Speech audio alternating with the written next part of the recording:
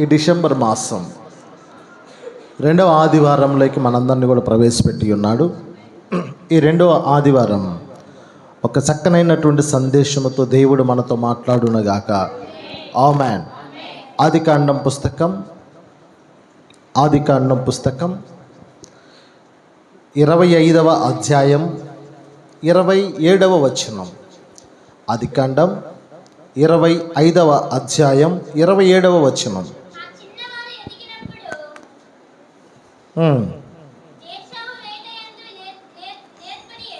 ఏశావు వేటాడుట యందు నేర్పరి అయి అరణ్యవాసిగా ఉండెను. యాకోబు సాధువై గుడారములలో నివసించుచుండెను.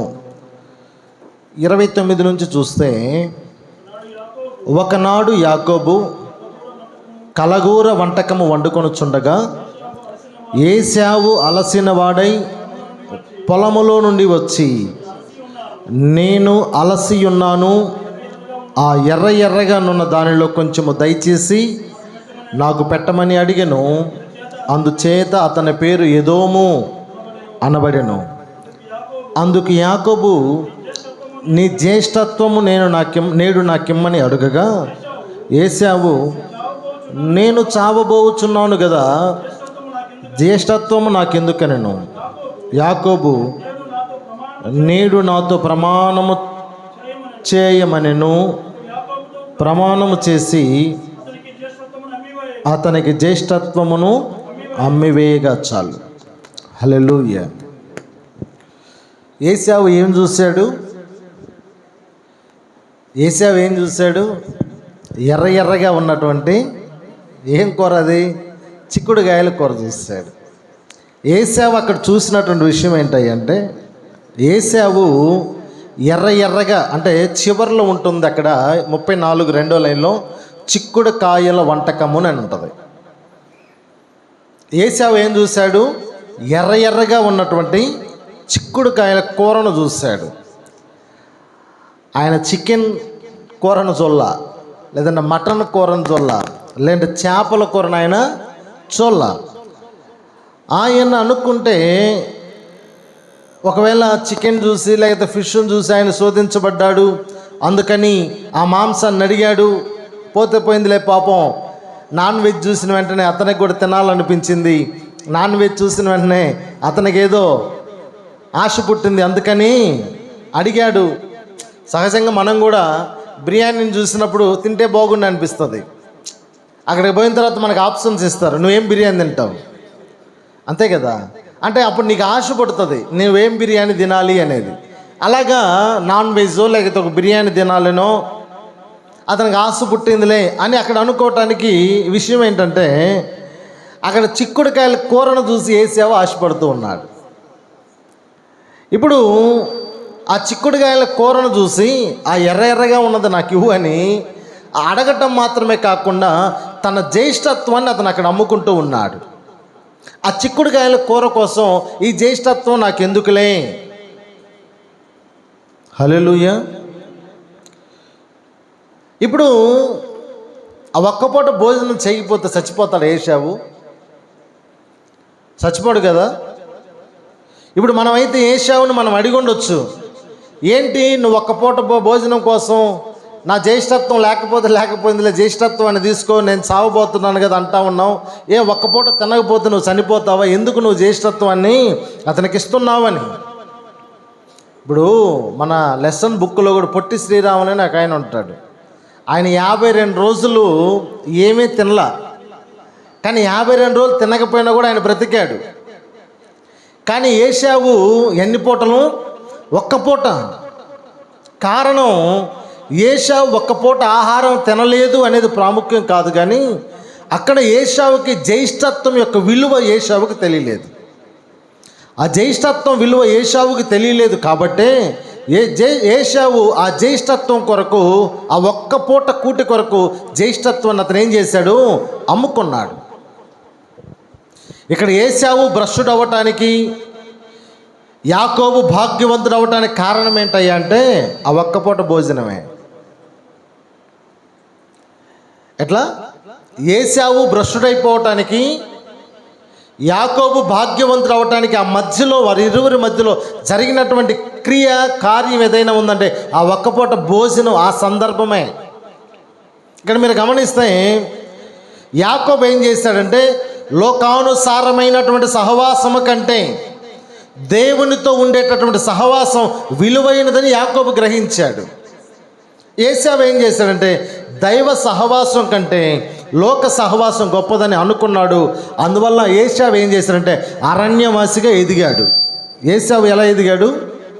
అరణ్యవాసిగా ఎదిగాడు. ఇక్కడ గమనిస్తే యాకోబు ఎప్పుడు ఎక్కడుండేవాడంట? గుడారములో ఉండేవాడని లేఖనాలు చెప్తాయి. హల్లెలూయా. ఇప్పుడు గుడారం దేనికి గుర్తు? దేవుని యొక్క సన్నిధికి గుర్తు. గుడారం దేనికి గుర్తు అంటే దేవునితో సహవాసం చేసేటటువంటి వారికి గుర్తు. గుడారం దేనికి గుర్తు అంటే దేవుని పాద సన్నిధిలో గడిపేటటువంటి దానికి గుర్తు.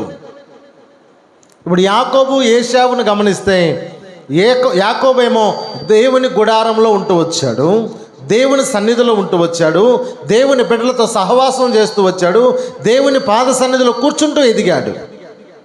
కానీ ఏశావు మాత్రం లోకానుసారముగా అరణ్యవాసి అయ్యి వేటాడుతూ అరణ్యములు ఎదుగుతూ వచ్చాడు. వాళ్ళని తగ్గించమ్మా. ఇప్పుడు ఇక్కడ యోసేపు యాకోబులో గుడారంలో నివసించేవాడు ఎవరు? యాకోబు. కాబట్టి యాకోబుకి ఖచ్చితంగా, మీలో కొంతమందికి ఉందో లేదో కానీ యాకోబుకి ఆ అలవాటు ఉంటుంది. ఏంది ఆ అలవాటు అంటే ఉపవాసం ఉండే అలవాటు ఉంటుంది.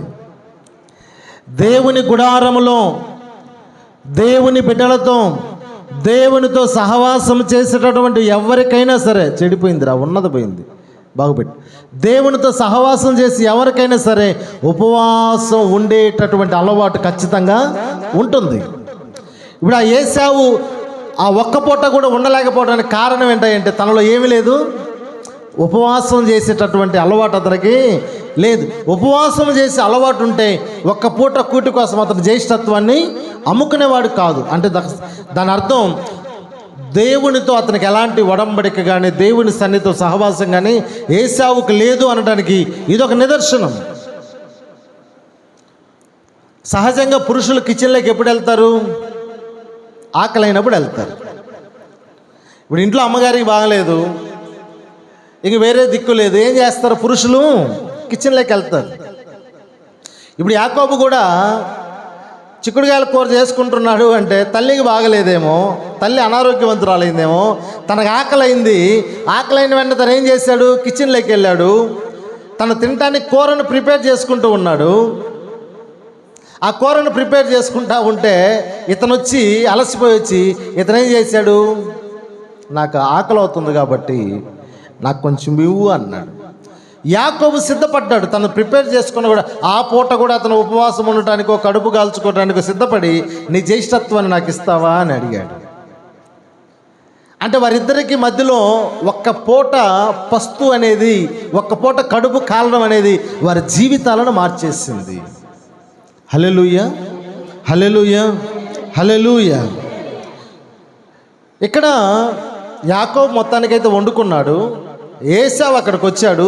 తినబోయేసరికి యాకోబు ఆకలితో ఉన్నాడు, ఏశావు ఆకలితో ఉన్నాడు. ఒక్క పూట ఆకలితో ఏశావు ఉండలేక తన జ్యేష్ఠత్వాన్ని ఏం చేశాడు? యాకోబుకి ఇచ్చాడు. యాకోబు ఏం చేశాడయ్యా అంటే ఉపవాసం ఉండేది అలవాటు కాబట్టి, ఏశావుకు ఉపవాసం ఉండే అనుభవం లేదు కాబట్టి జ్యేష్ఠత్వం అమ్ముకోవటం అదే పెద్ద విలువైనది కాదు అనుకొని ఆ విలువైనటువంటి జ్యేష్ఠత్వాన్ని యాకోబుకి ఇచ్చేశాడు. ఆమెన్. అప్పుడు ఏమైపోయిందంటే అక్కడ ఉపవాసానికి విలువ పెరిగిందా లేదంటే ఆకలికి విలువ పెరిగిందా? ఉపవాసానికి విలువ పెరిగింది. ఆమెన్.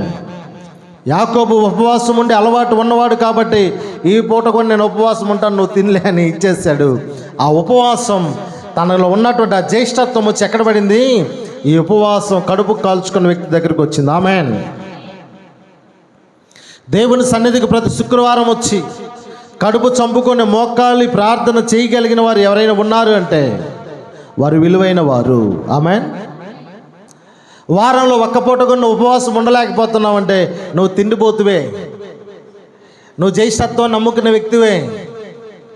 రాబోయే రోజుల్లో ఏశావు లాంటి భ్రష్టు జీవితానికి అప్పగింపబడబోతానికి నువ్వు ఒక నిదర్శనమే.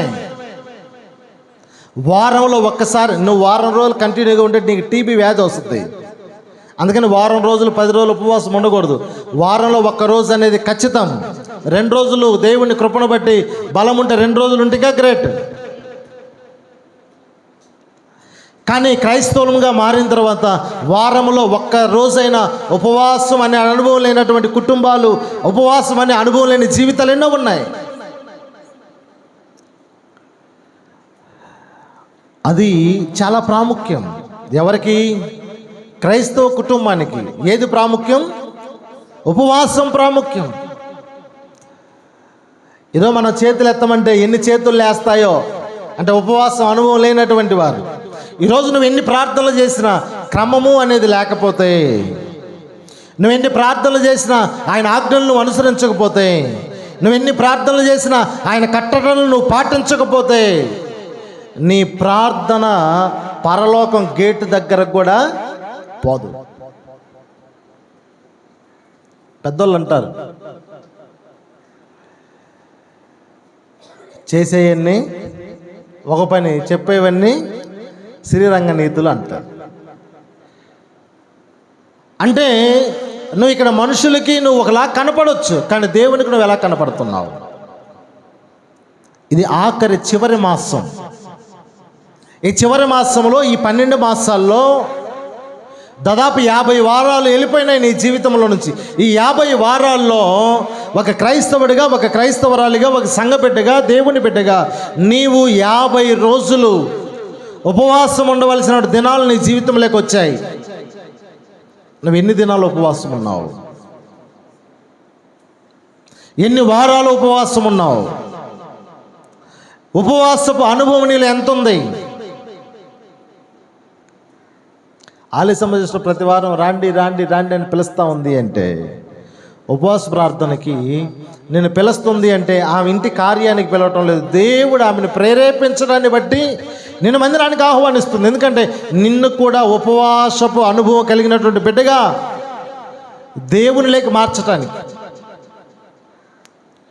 ఈరోజు ఈ చలికాలం వచ్చిందంటే చాలామంది ఒక 40 దినాలు దూరంగా ఉంటారు. వాళ్ళ మాల అనేది వేసుకొని, వాళ్ళది మాత్రమే కష్టం కాదు, వారిని నమ్ముకున్నటువంటి చేసుకున్నటువంటి భార్యలు ఉన్నారు చూసారా, తల్లిని చూసారా, వాళ్ళకంటే కఠినమైన ఉపవాసం ఉంటారు ఇంటిలో, తెలుసా? వారికంటే ముందు వీళ్ళు ఉదయాన్నే లేచి ఇంటిని శుభ్రం చేసుకొని వారికి దూరంగా ఉంటూ, వారికి ఏ కీడు కలగకూడదని, ఏ అపాయం జరగకూడదని, ఏ బాధ రాకూడదని వీళ్ళంత నిష్టగా ఇంట్లో ఉంటారు స్త్రీలు. ఈరోజు నీ ఇంటిలో నీ భార్య ఉపవాసం ఉంటే భర్తగా నువ్వేం చేస్తున్నావు? నువ్వు తినకపోతే తినకపోయినావు, నాకేమో ఆ రోజే తెస్తాడు తలకాయ కూర అని, ఆ రోజే తెస్తాడు పాయ అని, ఆ రోజే తెస్తాడు బోటి అని. ఆమె బోటి క్లీన్ చేయడానికి 3:30 గంట. అది దేవునికి ఇవ్వాల్సిన సమయం. ఆయన ఉపవాసం ఉండాలని ఆయన ఉపవాసం ఉండి ఈమెం చేస్తుంది? ఇంటిలో మిరపకాయలు లేవు, ఇంటిలో పప్పు లేదు, పాలు లేదు అని ఈమె అంటే ఏదో ఒక కృతము చేత క్రైస్తత్వంలో ఈరోజు వరకు కూడా దేవునిలో నిజమైనటువంటి విశ్వాసం కలిగి ముందుకెళ్ళాలని అండర్స్టాండింగ్ లేనటువంటి భార్యాభర్తలు ఎంతోమంది ఉన్నారు. దానికి కారణం తప్పుడు బోధల్లోకి వెళ్ళిపోవటం. అంటే ఇలా ఉంటే ఏమి, ఇలా ఉంటే ఏమి, అలా ఉంటే ఏమి అని. ఈరోజు నీ ఇంటిలో శుక్రవారం ఉందా లేదా శనివారం వచ్చిందా, ఖచ్చితంగా నీ ఇంటిలో ఒక్కరో ఇద్దరో లేకపోతే కుటుంబం అంతా కూడా ఉపవాసం ఉండాల్సిన బాధ్యత నీ కుటుంబం మీద ఉంది. ఈరోజు ఎన్ని కుటుంబాలు ఉపవాసం ఉంటున్నాయి? ఈరోజు నువ్వు ఇక్కడికి వచ్చి ఆదివారం పాట పాడాలన్నా, ఆదివారం నువ్వు వాక్యం చదవాలన్నా, ఆదివారం నువ్వు ప్రసంగం చేయాలన్నా, నువ్వు ఆదివారంలో దేవుని కార్యం ఏది చేయాలన్నా కూడా శుక్రవారము శనివారము ఏదో ఒక వారం నీ జీవితంలో ఉపవాసం అనేటటువంటి అనుభవం ఉండాలి. అవన్నీ లేవు. మనం అన్నీ చేస్తాం. ఆదివారం రోజు వచ్చి మనకంటే పరిశుద్ధులు లేరు అన్నట్టుగా అన్నీ చేస్తాం. కానీ దేవుడు పరిశీలిస్తూ ఉన్నాడు. దేవుడు పరీక్షిస్తూ ఉన్నాడు, దేవుడు చూస్తూ ఉన్నాడు.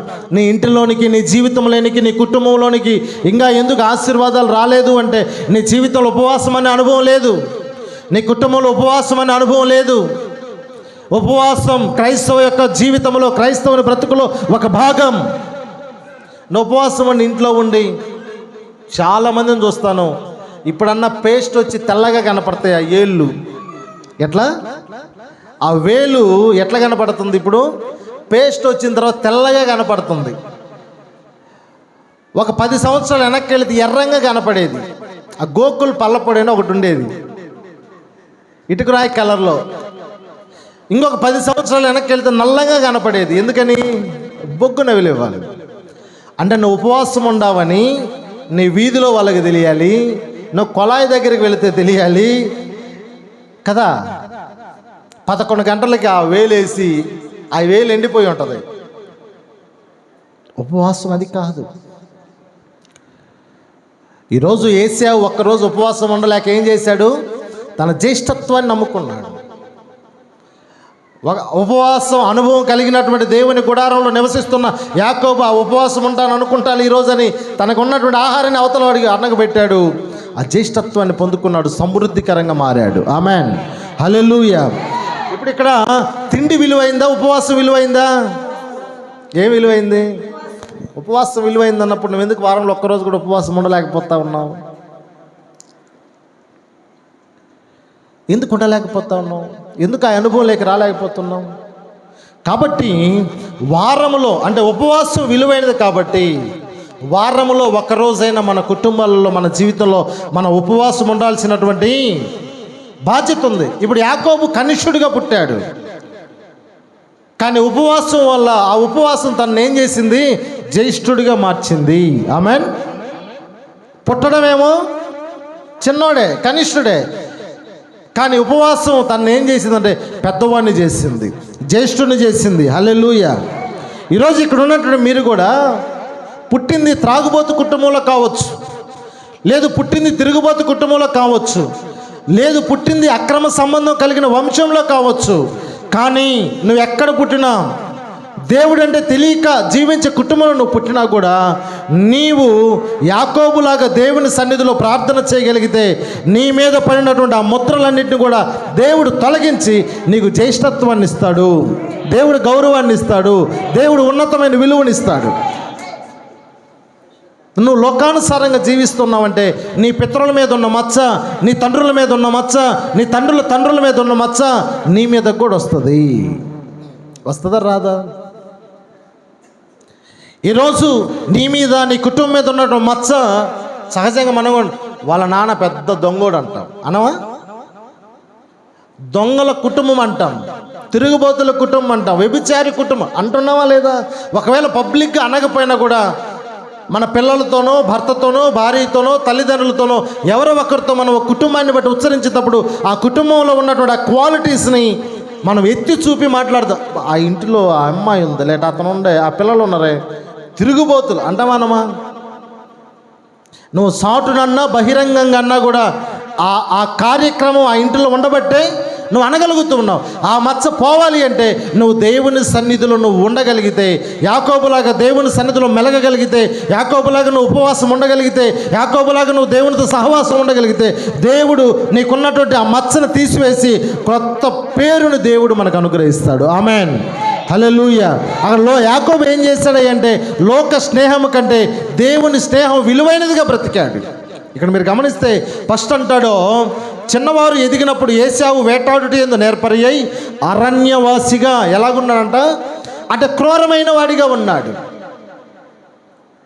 అరణ్యవాసిగా ఉన్నాడు. యాకోబు సాధువై ఈ భూలోకంలో సాధువుగా ఉన్నారు అంటే ఎవరు? మిక్కిలి అంటే ఆయనను మించిన సాధువు లేరంటే ఎవరైనా ఉన్నారు అంటే అది నజరేయుడైన యేసు ప్రభు వారు మాత్రమే. ఆమేన్. ఆయనకంటే సాధువు మరొకరు ఎవరు లేరు. ఆ పేరు ఇక్కడ యాకోబుకు పెట్టబడింది. కారణం దేవుని సన్నిధిలో ఎదిగాడు కాబట్టి. హల్లెలూయా. మన జీవితంలో, మన బ్రతుకులో విలువైనది ఏదైనా ఉంది అంటే అది దేవునితో సహవాసం. మన జీవితంలో విలువైనది ఏదైనా ఉంది అంటే అది దేవుని సన్నిధిలో ఉన్న బిడ్డలతో సహవాసం. నువ్వు జీవిస్తున్నటువంటి ఈ కొద్దిపాటి ఈ జీవితంలో సెల్ ఫోన్తో అంటే మొబైల్ ఫోన్తో మనం సహవాసం చేయకూడదు. ఈ కొద్దిపాటి జీవితంలో టీవీతో నువ్వు సహవాసం చేయకూడదు. ఈ కొద్దిపాటి ఈ జీవితంలో లోకములో ఉన్నటువంటి లోకానుసారమైన మనుషులతో నువ్వు ముచ్చట్లు మాట్లాడుతూ ఉంటే నీ జీవితం గంటలు తరిగిపోతాయి తప్ప గంటలు పెరగవు. ప్రతి క్షణం దేవునితో సహవాసం కలిగి ఉండటానికి నువ్వు ఆరాటపడాలి. ఆమేన్. నువ్వు విన్నా దేవుని మాట వినాలి, నువ్వు వింటే దేవుని పాట వినాలి, చూస్తే దేవుని వాక్యం చూడాలి. దేవుని కొరకు నువ్వు బ్రతకగలగాలి. హల్లెలూయా, హల్లెలూయా. ఎందుకంటే జ్ఞానులతో సహవాసం చేసేవాడు ఏమవుతాడు? జ్ఞానులతో సహవాసం చేసేవాడు, బాగా చెప్పండి, జ్ఞానులతో సహవాసం చేసేవాడు, చదువుకున్న వారితో సహవాసం చేసేవాడు విద్యావంతుడు అవుతాడు. అంతేనా కాదా? త్రాగుబోతులతో సహవాసం చేసేవాడు, తిరుగుబోతులతో సహవాసం చేసేవాడు, దేవునితో సహవాసం చేసేవాడు దేవుని బిడ్డ అవుతాడు. ఆమేన్. అంటే దేవుని బిడ్డ అవుతాడు అంటే దేవుని వంటి వాడిగా మారిపోతాడు అంతే. జ్ఞానవంతులతో సహవాసం చేస్తే జ్ఞాని మారినప్పుడు, విద్యావంతులతో సహవాసం చేస్తే విద్యావంతుడైనప్పుడు, త్రాగుబోతులతో సహవాసం చేస్తే త్రాగుబోతైనప్పుడు, తిరుగుబోతైనప్పుడు దేవుడితో సహవాసం చేసిన వాడు దేవుడు లాంటి వాడు అవుతాడు. ఆమేన్. ఇప్పుడు నీ సహవాసం ఎవరితో? నీ బిడ్డల సహవాసం ఎవరితో? నీ కుటుంబం ఎవరితో సహవాసం చేస్తావు? నీ సహవాసాన్ని బట్టి చెప్పచ్చు నువ్వు ఎలాంటి వాడివో. నువ్వెవరితో తిరుగుతున్నావో చూసి చెప్పచ్చు నువ్వు ఎలాంటి వాడివో. నువ్వెవరితో మాట్లాడుతున్నావో చూసి చెప్పచ్చు నువ్వు ఎలాంటి వాడివో, ఎలాంటి దానవో. నీ సహవాసం ఎవరితో ఉంది? నువ్వు ఇక్కడ గమనించాల్సింది ఏంటంటే, ఇప్పుడు నువ్వు విలువలేని దానితో పరిగెత్తా ఉన్నావు, విలువలేని దాని కొరకు పరిగెత్తుతూ ఉన్నావు. కాబట్టి నువ్వు విలువలేని దాని కొరకు, విలువలేని జీవితం కొరకు, విలువలేని దానిలో నువ్వు పరిగెత్తుతూ నువ్వేం చేస్తుంటే విలువైనటువంటి నీ జీవితాన్ని కోల్పోతా ఉన్నావు. హల్లెలూయా. విలువలేని విషయాల గురించి నువ్వు ఎక్కువ ఆలోచిస్తున్నావు, విలువలేని వారి గురించి నువ్వు ఎక్కువ ఆలోచిస్తున్నావు, విలువలేని వారితో నువ్వు ఎక్కువ సహవాసం చేస్తున్నావు, విలువలేని జీవితం జీవించే వారితో నువ్వు సహవాసం కలిగి ఉన్నావు. కాబట్టి నీ విలువైనటువంటి జీవితంలో ఉన్న అమూల్యమైనటువంటి సమయాన్ని నువ్వేం చేస్తున్నావు నీకు తెలియకుండా నువ్వు కోల్పోతా ఉన్నావు. ఒక మనిషితో ఒక నెల రోజులు మనం సహవాసం చేస్తే మనలో అభివృద్ధి కనపడలే, కానీ మనం ఏం చేయకూడదు. కానీ నీకు అణచివేయబడినట్టు నీకు కనపడదు. నువ్వు ఎప్పుడైతే విలువలేని వారితో, విలువలేని దానితో నువ్వు సహవాసం చేస్తావో నీకు అవన్నీ కూడా నీ కళ్ళకు అందంగా కనిపిస్తాయి, నీ మనసుకు సంతృప్తిగా కనపడతాయి. ఇంకా ఇంతకంటే జీవితమే లేదు, ఒక్కసారి జీవించినా, కొద్ది రోజులు జీవించినా ఇంతకంటే సంతోషం లేదన్నట్టు ఉంటుంది. కానీ ఆ క్షణికమైనటువంటి ఆ సంతోషాలన్నీ నీ జీవితాన్ని, నీ కుటుంబాన్ని విలువలేని కుటుంబముగా, విలువలేని జీవితముగా, విలువలేని సంతానముగా కిందకి అనగదొక్కుతున్నాయని నువ్వు తెలుసుకోలేవు. కాబట్టి మనం ఎప్పుడు కూడా దేవునితో సహవాసం చేసేవారిగా ఉండాలి. ఆమేన్. జ్ఞానవంతులతో సహవాసం చేసేవారిగా ఉండాలి, విద్యావంతులతో సహవాసం చేసేవారిగా మనం ఉండాలి. హల్లెలూయా. సామెతల పుస్తకం ఒక మాట అంటుంది, 11వ అధ్యాయం 24వ వచనాన్ని చూస్తే, సామెతల పుస్తకం 11వ అధ్యాయం 24వ వచనం కాదు, రోమీలకు రాసిన పత్రిక 11వ అధ్యాయం, రోమా 11:24. ఎట్లనగా నీవు స్వాభావికమైన అడవి ఒలీవ చెట్టు నుండి కోయబడి స్వభావ విరుద్ధముగా మంచి ఒలీవ చెట్టున అంటు కట్టబడిన ఎడల స్వాభావికమైన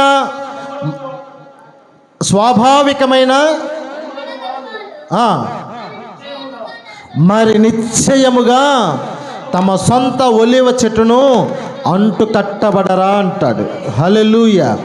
ఈ యొక్క వాక్యం యొక్క అర్థం ఏంటయ్యా అంటే 24, ఎట్లనగా నీవు స్వాభావికమైన అడవి ఒలీవ చెట్టు నుండి కోయబడి స్వభావ విరుద్ధముగా మంచి ఒలీవ చెట్టున అంటు కట్టబడిన ఎడల స్వాభావికమైన కొమ్మలకు వారు మరి నిశ్చయముగా తమ సొంత ఒలీవ చెట్టున అంటుకట్టబడరా అంటాడు. ఈ మాటను చూస్తే ఇక్కడ అరణ్యములో నివసించేవాడు ఏశావు, స్వాభావికముగా మనుషులందరూ ఉండే దగ్గర గుడారము నివసించేవాడు యాకోబు. ఇక్కడ చూస్తే మనందరం కూడా అడవి ఒలీవ చెట్లు. మనమందరం ఎవరు చూడాలి. మనమందరం ఎవరు? అడవి ఒలీవ చెట్లం. అంటే దాని అర్థం మనమందరం కూడా అడవి మనుషులం. మనం ఎవరు? ఒకసారి మనం ఎవరు? ఇప్పుడు కాదు, అప్పుడు. హల్లెలూయా. ఎప్పుడు కాదు, ఇప్పుడు కాదు, గతంలో అడవి మనుషులం. మాటకు ముందే కోపం, వీడెవరు అడవి మనిషి ఉన్నట్టున్నాడు అంటాం మనమా? మాటకు ముందు ఒక తిట్టు, మాట్లాడైపోయిన తర్వాత ఒక తిట్టు. మాటకు ముందే కొట్టడం, మాట్లాడిన తర్వాత కొట్టడం. అంటే తల్లిని ఎలా గౌరవించాలో తెలియదు, తండ్రిని ఎలా గౌరవించాలో తెలియదు, తోబుట్టువులతో ఎలా మెలగాలో తెలియదు, కుటుంబాన్ని ఒక వివాహం చేసుకున్న తర్వాత కుటుంబాన్ని ఎలా పోషించాలో, ఆ కుటుంబాన్ని గౌరవం ఎలా తీసుకురావాలో తెలియదు. అంటే జ్యేష్ఠత్వం అంటే ఏంటో తెలియని అడవి మనుషులం ఒకప్పుడు.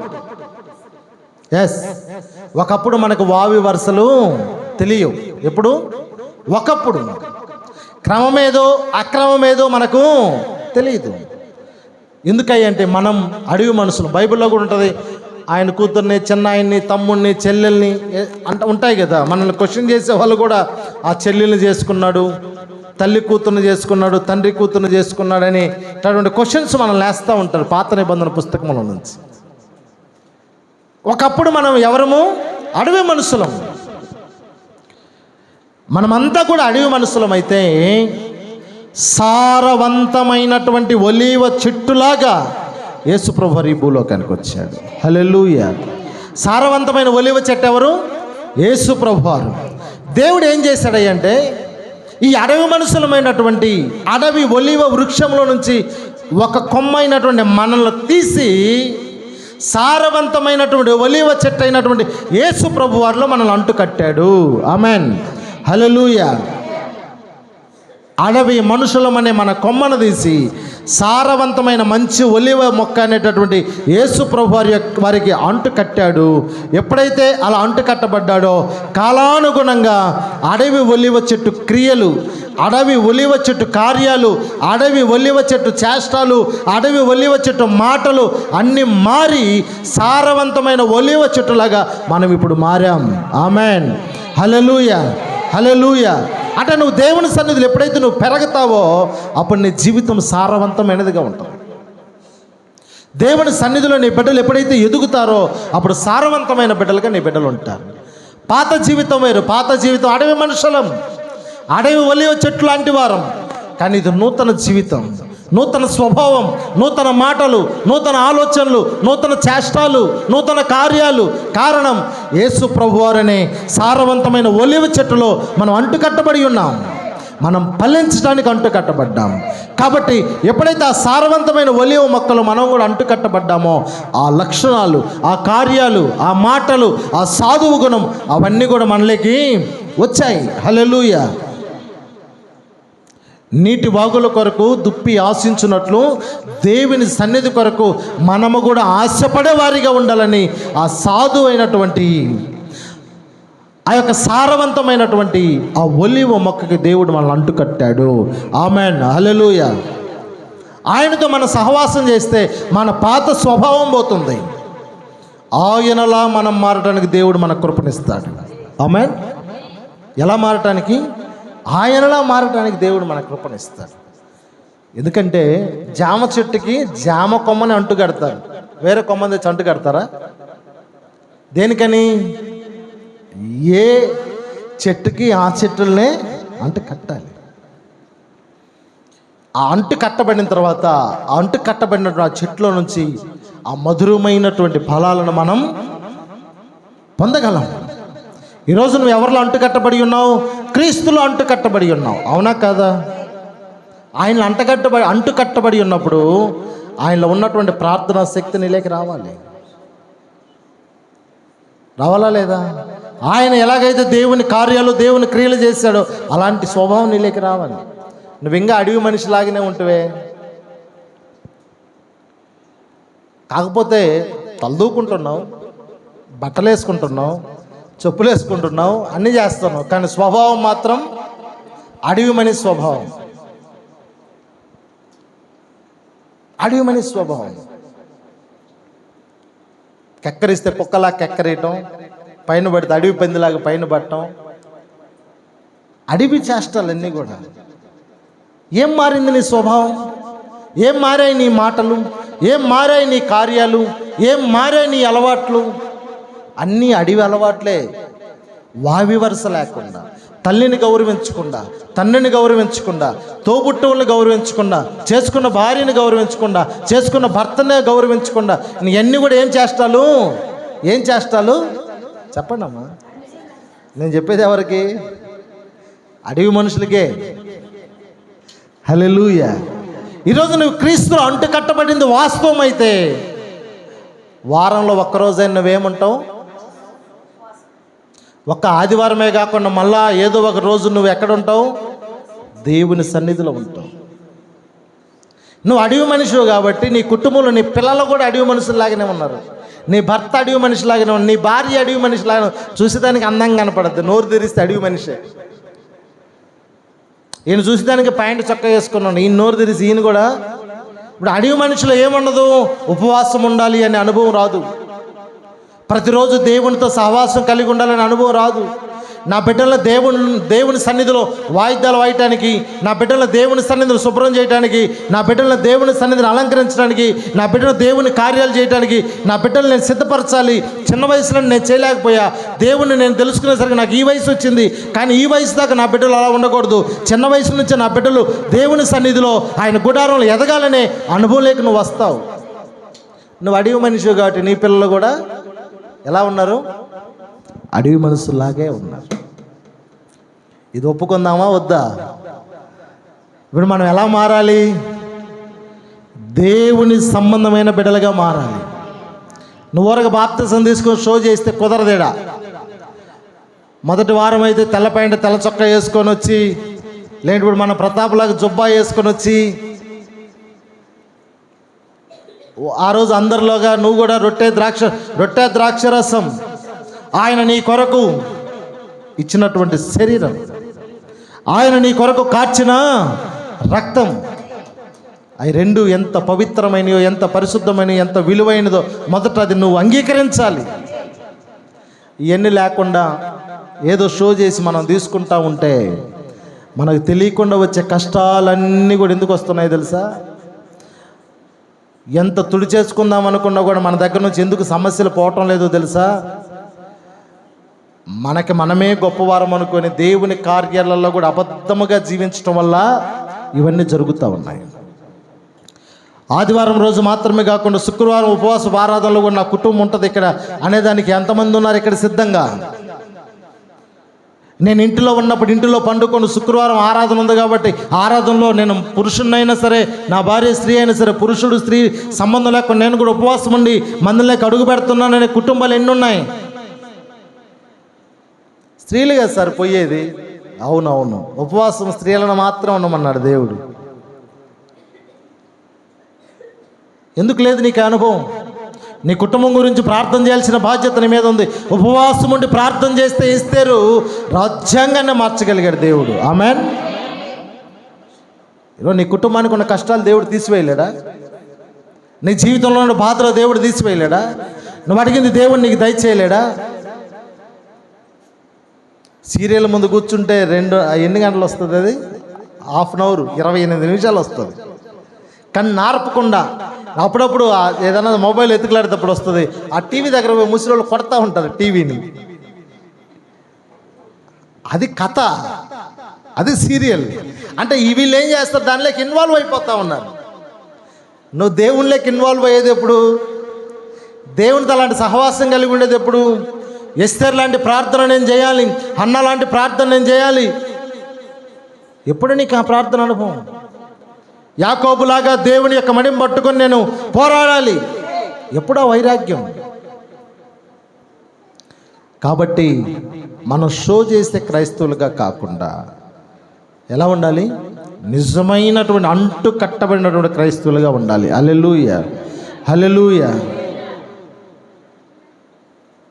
సామెతల పుస్తకం 4వ అధ్యాయం, సామెతల పుస్తకం 4వ అధ్యాయం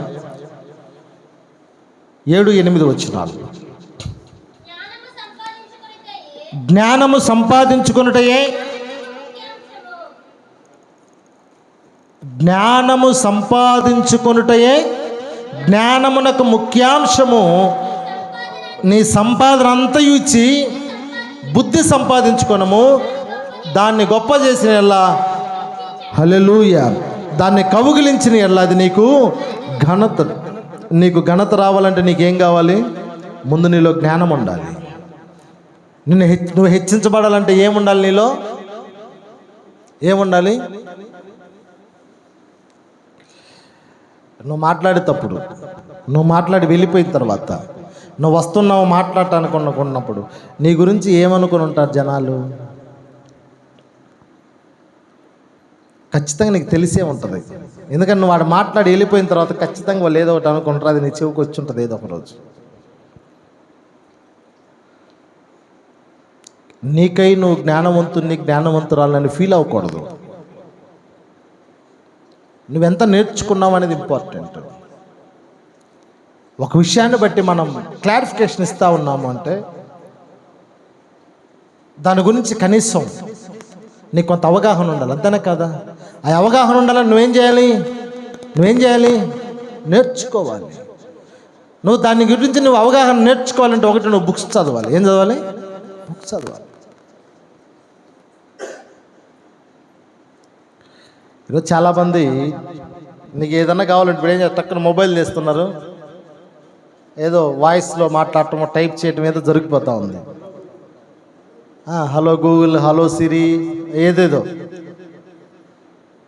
కానీ అక్కడ చెప్పినటువంటి వాళ్ళు కూడా చదివే వాళ్ళు కూడా చెప్పేది, వాళ్ళు చెప్పే దాంట్లో వాళ్ళకి అర్థమైన దాంట్లో అది కరెక్ట్ కావచ్చు, కాకపోవచ్చు. కానీ దానికంటూ నువ్వు నేర్చుకోవడానికి అలవాటు పడాలి. నువ్వు ఎప్పుడైతే జ్ఞానం అనేది జ్ఞానము సంపాదించుకోవటం, జ్ఞానమునకు ముఖ్యాంశం అంటారు. మీరు ఒక బుక్ కొన్నారనుకోండి, ఆ బుక్లో ఫస్ట్ పేజీలో ఏముంటుంది? తెలుగులో అయితే ముఖ్యాంశం అంటారు. అంటే ఆ ముఖ్యాంశం ఏంటంటే ఈ పుస్తకంలో ఉన్నదంతా కూడా 250 పేజీల పుస్తకాన్ని ఒక్క పేజీలో సంక్షిప్తంగా పెట్టేస్తారు. ఇది ముఖ్యాంశం. అంటే ఈ బుక్లో ఇది ఉంది. జ్ఞానం ప్రతి మనిషికి ముఖ్యాంశం. హల్లెలూయా. అలాంటి ముఖ్యాంశం అంటే ఆ జ్ఞానం నీలో ఉన్నది అంటే నువ్వు హెచ్చించబడతావు. అక్కడ అంటాడో, నీ సంపాదన అంతా కూడా ఇచ్చి 2000 మిగిలితే ఏం చీర కొందాం, 2000 మిగిలితే ఏం ప్యాంట్ చొక్కాయి కొందాం, 2000 మిగిలితే వాచ్ కొందాం. అమ్మికి గొలుసులు లేవు, అమ్మికి కమ్మలు లేవు, అమ్మికి చైన్ లేదు. ఇవన్నీ వస్తాయి. ఫస్ట్ బుద్ధి నేర్పి. ఏమి నేర్పి? డ్రెస్ ఎట్ట వేసుకోవాలో నేర్పి, ఎవరితో ఎలా మాట్లాడాలో నేర్పి, ఎవరు వస్తే లేచి గౌరవించాలో నేర్పి. ఫస్ట్ నీ బిడ్డకు నువ్వు నేర్పించాల్సిందండి బుద్ధి, జ్ఞానం. ఇవన్నీ నేర్పించేదిలే. ఆమెకు అన్నీ భద్రపరుస్తూ ఉంటారు. మొన్న 60 లక్షలు ఇచ్చి, ఎన్ని లక్షలు? 60 లక్షలు ఇచ్చి వివాహం చేశారు. 3వ రోజు ఇంటికి వచ్చింది. ఏందిరా అంటే ఈ పిల్లకి మెంటల్ అన్నారు. ఏమంట? మెంటల్ కాదు. ఏం కాదు? ఆ కుటుంబంలో ఉన్నటువంటి ఆ ఉన్నతమైనటువంటి ఆ జ్ఞానం ఏదైతే ఉంది ఈ అమ్మాయిలో లేదు. అంటే వాళ్ళు ఒక సిస్టమేటిక్గా బ్రతికారు. చదువుకున్న వాళ్ళు, విద్యావంతులు, జ్ఞానం కలిగిన వారు. ఇన్ని గంటలకు లేయాలి, ఇన్ని గంటలకు టిఫిన్ చేయాలి, ఇన్ని గంటలకు లంచ్ చేయాలి, ఇన్ని గంటలకు డ్యూటీకి వెళ్ళాలి, ఈ టైంలో ఇచ్చే ఒక టైం టేబుల్ ఉంది వాళ్ళకి. ఈ అమ్మాయి పెరిగిన దగ్గర ఏమీ లేదు. టైం టేబుల్ లేకపోతే ఏముండదు? జ్ఞానం ఉండదు. ఏం చేసింది? జ్ఞానవంతుల దగ్గర ఏమి లేకపోయింది? ఉండలేకపోయింది. జీవితంలో సెకండ్ మ్యారేజ్ అనేటువంటి సర్టిఫికేట్ను పొందుకున్నది.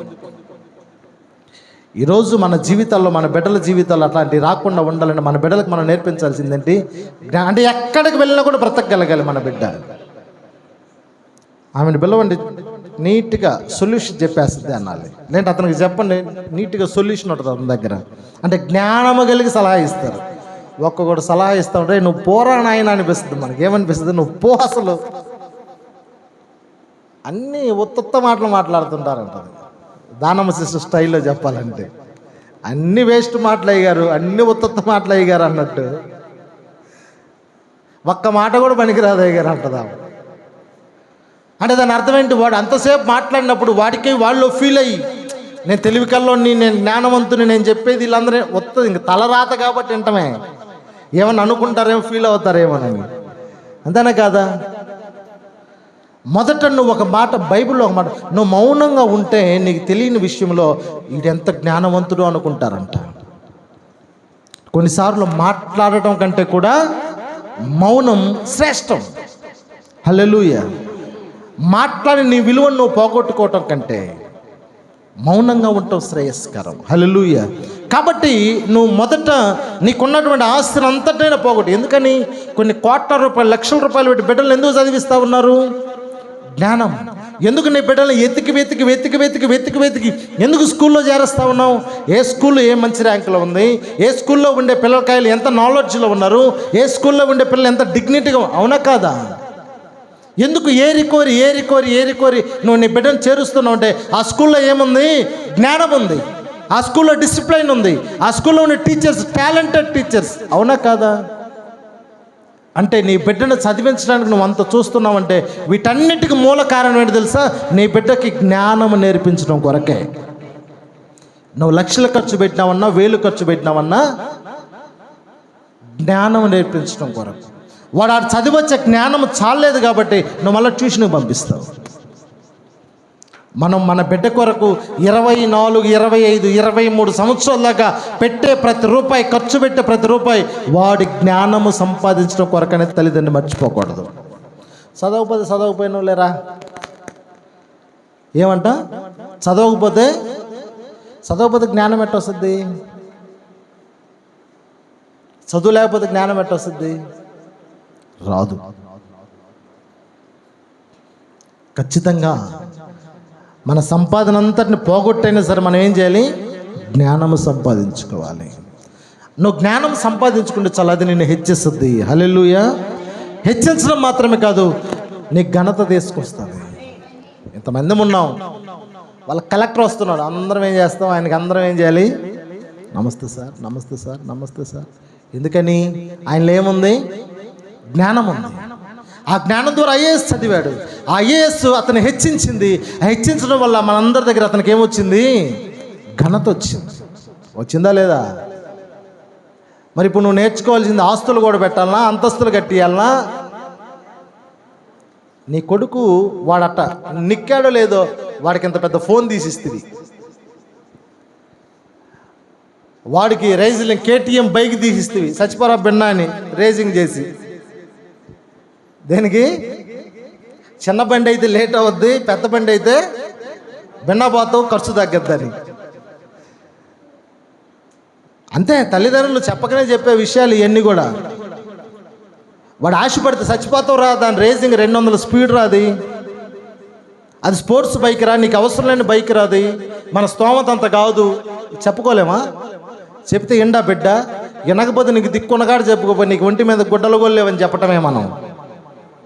అట కాదు, నా బిడ్డ KTMలో తిరగాలి, నా బిడ్డ ఐఫోన్ పట్టాలి, నా బిడ్డ ఇంకా ఎలాన్ మస్క్ మొబైల్ తెస్తున్నాడంట, ఆ మొబైల్ వాడాలి. వాడే పాడైపోయా ఉన్న జ్ఞానం అంతా మొబైల్ ఫోన్కి, ఉన్న జ్ఞానం అంతా బైక్కి. ఈ రెండిట్లో చూసి ఏదో ఒక తిక్కల పిల్ల వీడి అంట పన్ను, ఆ పిల్లకి జ్ఞానం లేదు, వీడికి జ్ఞానం లేదు. రెండు అజ్ఞానులై రేపు వారికి పిల్లలు పుట్టే పిల్లలు మరీ అజ్ఞానులై అడవి మనుషుల కంటే మృగాల్లాగా తయారవుతారు. త్రాగుబోతులు, తిరుగుబోతులు, వాయు వరుసలు లేని వాళ్ళు, అక్రమ సంబంధాలు. ఈరోజు ఏంటయ్యా వరుస కాదంటే, సార్ ఈరోజు లేడుండే సార్ వాయు వరుసలు. అక్రమ సంతానానికి పుట్టినోడు తప్ప కరెక్ట్ సంతానానికి పుట్టినోడు ఆ మాట మాట్లాడతాడా? అదే నోటితో ఈ రోజు దాకా పిన్నమ్మ చిన్నమ్మ అని పిలిచి నీ కొడుకు ఏదో వాయు వరస లేకుండా చేసుకో అవన్నీ లేవంటే దాని అర్థం ఏంటి అంటే, అందుకనే మొదట మనిషికి ఏం కావాలి? జ్ఞానం కావాలి. నేను ఒక అమ్మాయినో లేదంటే ఒక అబ్బాయినో ఒక కుటుంబాన్నో లేదు నేను ఇలా చూస్తున్నాను అంటే నాకు వాళ్ళ వరుస కాదా, నాకు ఈడు జోడు ఉందా కాదా, నా కుటుంబానికి తగిన వారా కాదా, నేను దేవుని సన్నిధికి వెళ్ళి ప్రార్థన చేసేవాడిని, నా ప్రార్థనకు ఆటంకం ఉంటుందా, నా ప్రార్థనకు బలం ఉంటుందా అని ఇవన్నీ కూడా జ్ఞానవంతుడైతే. ఈరోజు అమ్మాయిని చూడటానికి అబ్బాయి వెళితే ఏం చదువుకున్నది? మంచిదే. ఎంత వేస్తారు? ఏంది ఎంత వేసేది? ఆవుకి బరికేసినట్టు వేయాలి గొలుసులాంటి. ఇప్పుడు మనకు ఒక కొత్త సంఘం ఉంది, మెల్లో ఏముండవు, కాళ్ళకి ఏముండవు, చేతులకి ఏముండవు, కానీ అడుగుతారు బంగారు. దేనికి? రండి బీరువాలో పెట్టుకోవడానికి. దేనికి బంగారు? ఎందుకురా బీరువాలు? అవసరానికి హిందీ నేర్పించడానికి. ఏమన్నా అసలు అర్థం ఉందా? అంటే వీళ్ళందరినీ ఏమనాలి మనం? జ్ఞానం లేని వారు అనాలి. ఏమనాలి మనం? జ్ఞానం లేనివారు. నీకు వాచ్ పెట్టుకుని అలవాటు లేదనుకో, వాచ్ అవసరం లేదు, కొనాల్సిన అవసరం లేదు. నువ్వు ఎందుకు వేస్ట్కి ఒక 20,000 10,000 లాస్ కదా, అవునా కాదా? నీ ఇంటిలో బంగారు వేసుకుని అలవాటు లేదు, అనుభవం లేదు.